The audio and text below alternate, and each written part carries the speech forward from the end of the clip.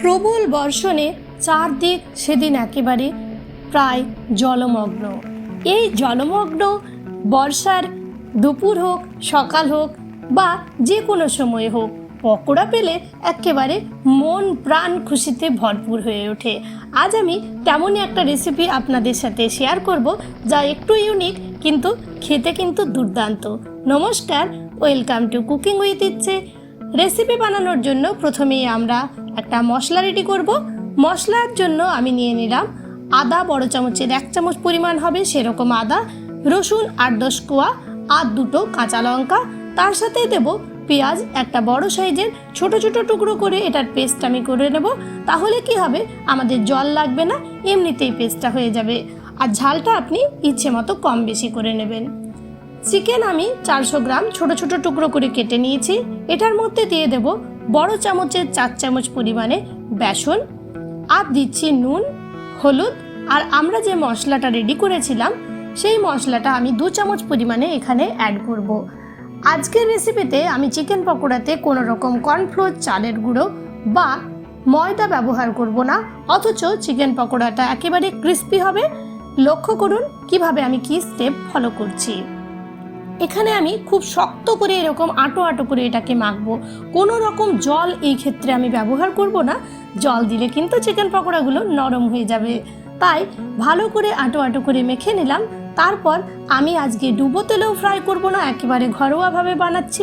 রোজ রোজ বেশি তেল মশলা খাওয়া আমাদের শরীরের পক্ষে ভালো নয়। তেল ভালো মতো গরম হয়ে গেছে, তেলের আঁচটা একেবারে কম করে দিলাম। তারপর চিকেন পকোড়াগুলো এটার মধ্যে দিয়ে আমি কম আঁচে এটাকে একটা পিঠ ভালো করে ফ্রাই করে নেব। তাহলে কি হবে, আমাদের চিকেনের পিসগুলো খুব সুন্দরভাবে সেদ্ধ হয়ে যাবে। তাই 5 মিনিট একটা পিঠ ভালো করে রেখে এরকমভাবে অল্প চাপ দিলেই কিন্তু এটা খুব ভালোভাবে উঠে আসবে।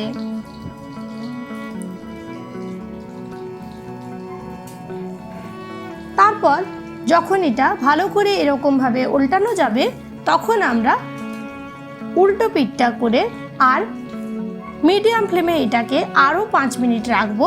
তাহলে কি হবে, এগুলো আমাদের পুরোপুরি ক্রিস্পি হয়ে যাবে। এইরকমভাবে চিকেন পকোড়া বানিয়েও কিন্তু যে কোনো সময় আপনি সার্ভ করতে পারেন। বাড়ির সকলের কিন্তু ভীষণ ভালো লাগবে। আর দেখেই নিশ্চয়ই বুঝতে পারছেন এটা কতটা ক্রিস্পি হবে। অবশ্যই কিন্তু এইভাবে একদিন চিকেন পকোড়া ময়দা বা কর্নফ্লোর বা চালের গুঁড়ো ছাড়া বানিয়ে দেখবেন, জাস্ট মন প্রাণ ভরে যাবে। এইবার এই তেলের মধ্যেই আমি বাকি চিকেন পকোড়াগুলোকেও ফ্রাই করে নেব। আশা করি এই অবধি আমি ঠিকঠাক করে আপনাদেরকে বোঝাতে পেরেছি।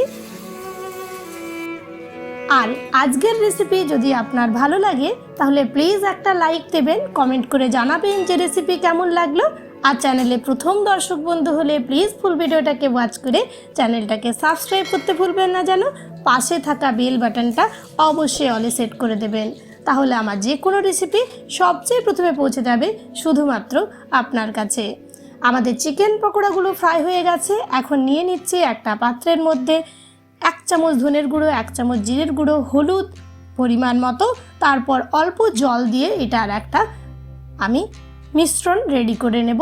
এতে ফ্লেভারটা খুব ভালো আসবে, রেসিপির স্বাদ বেড়ে উঠবে। দেখুন এটাকে আমি মিশিয়ে নিলাম। এইবার চলে যাব তেলটাকে কম করে রান্নার মেন পর্যায়ে, কেননা আমরা এতটা তেল ব্যবহার করব না। নিয়ে নিয়েছি অল্প এলাচ, লবঙ্গ, দারচিনি, সেগুলো তেলের মধ্যে দিয়ে দিলাম। যখন খুব সুন্দর একটা তেলের মধ্যে ফ্লেভার অ্যাড হয়ে যাবে, তখন আমরা এটার মধ্যে আগের থেকে কেটে রাখা 2টো আলু অ্যাড করে দেব। তবে আলুটা একেবারে অপশনাল, দিলে জাস্ট টেস্টটা একটা ভালো আসবে। অল্প আলুটা ফ্রাই হয়ে গেলে আমাদের যে মশলাটা বেঁচে আছে সেই মশলাটা দিয়ে দিলাম, অর্থাৎ আদা, রসুন, পেঁয়াজ, লঙ্কার মিশ্রণ। তার সাথে জিরে, ধনে, হলুদের মিশ্রণটাও দিয়ে দিলাম। দেব পরিমাণ মতো নুন। এখন কম আঁচে ভালো করে এটা আমি অল্প সময় ধরে ফ্রাই করব। যেহেতু এই ক্ষেত্রে আমি তেলের খুব একটা ব্যবহার করিনি, তাই কম আঁচে এরকমভাবে মাঝে মধ্যে নেড়ে চেড়ে আমি ভালো করে কষিয়ে নেব। দেখুন এখন আমাদের মশলার রঙটা অনেকটাই চেঞ্জ হয়ে গেছে। এই অবস্থাতে আমি দিয়ে দিচ্ছি 1 চামচ কাশ্মীরি মির্চের গুঁড়ো। আর আপনি যদি লঙ্কার গুঁড়ো খান, এই পর্যায়ে লঙ্কার গুঁড়োটাও কিন্তু দিয়ে নিতে পারেন। ভালো করে মিশিয়ে অল্প সময় আরও রেখেছিলাম, তারপর দিয়ে দিলাম 2 টমেটোর পেস্ট। টমেটোর পেস্টের টেস্টটাকে ব্যালেন্স করার জন্য এর মধ্যে আমি দেব ছোট চামচের 1/2 চামচ চিনি। আপনি চিনিটাকে অ্যাভয়েডও করতে পারেন, আবার দিতেও পারেন, দিলে স্বাদটা আরও বাড়বে। তারপর কম আঁচে এটাকে কষাতে থাকবো যতক্ষণ না মশলা কড়াইটা ছাড়তে শুরু করে। দেখতেই পাচ্ছেন আমাদের মশলা কড়াই ছাড়তে শুরু করেছে। এদিকে আমরা যে বেসনটার মিশ্রণটা যে পাত্রে বানিয়েছিলাম সেটাতে জল দিয়ে, মিক্সার ধোয়া জলটাও এটার মধ্যে দিয়ে সেটাই আমি এটার মধ্যে অ্যাড করব। তাহলে কি হবে, আমাদের কারিটা অনেক বেশি ঘন হবে। এখন ভালো করে একটু মিশিয়ে নেব এরকমভাবে, যাতে নিচে কোনো কিছু লেগে না থাকে। তারপর 15-20 মিনিট মিডিয়াম ফ্লেমে এটাকে রান্না করব।